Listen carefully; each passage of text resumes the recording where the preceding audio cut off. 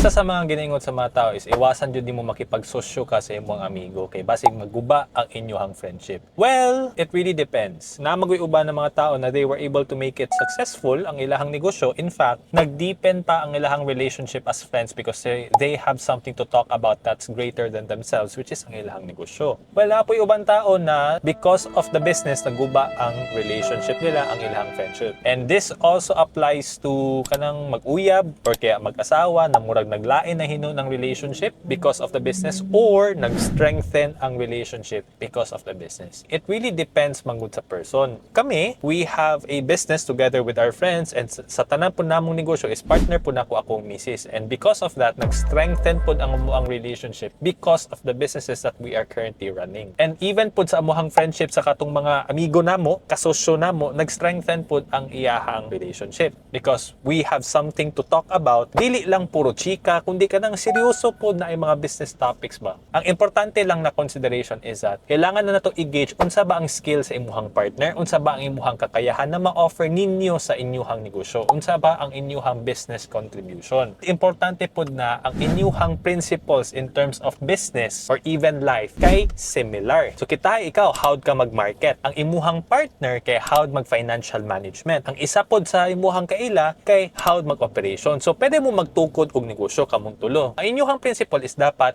i-serve dapat nato ang customer sa saktong pamaagi. Dili ta mamakak sa atong customers. Pag naatay halin, pag naatay ginansya, ibalik nato na siya sa negosyo. Kana na mga principles kung magsinabtanay mo ana, then you will able to operate the business in a better way. Mas kinalahi-lahi mo kakayahan, pero similar mo og batasan and mindset and principles in life, then mag-strengthen ang inyong relationship. Kasagaran man gudra magkaroon og away pag kanang dili mo okay ba in terms of principles and values ninyo. Before you get into a business together with your friend, sulyasa mo, klarohon sa ninyo, unsa ba ang ato ang principles sa kaning negosyo, unsa inyuhang values, unsa ba ang inyuhang business contribution, and from that, you can decide kung inyo ba siyang testingan o dili. And mas maayo, before mo mag-start, inyo na pong iset daan ba, set expectations na, by, in kaso lang na magkayagaw ni ato ang negosyo, dapat kita amigo gyapon ta. Ana ba? Klaro sa sugod kung unsa ang inyuhang expectations, para in kaso lang masipyat, man jud natong masulting panahon, kasi sometimes business, lisod man jud siya, ana ang dagan niya. So kung ikaw na kay plano magtukod og negosyo together with your friends, mao na siya kailangan mo i-consider. And for those people siguro na naka-experience na ana, share daw inyong experience sa comment section.